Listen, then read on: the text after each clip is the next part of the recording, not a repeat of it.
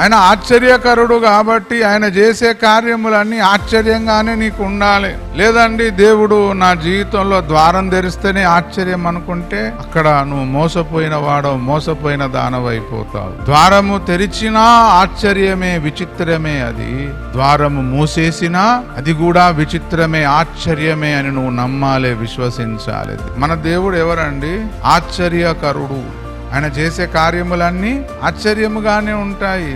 అన్యుల దృష్టిలో ఆశ్చర్యం ఎప్పుడు అంటే అన్యుల దృష్టిలో, అన్యుల కోణంలో వారికి ద్వారం తెరిచినప్పుడే అది ఆశ్చర్యం.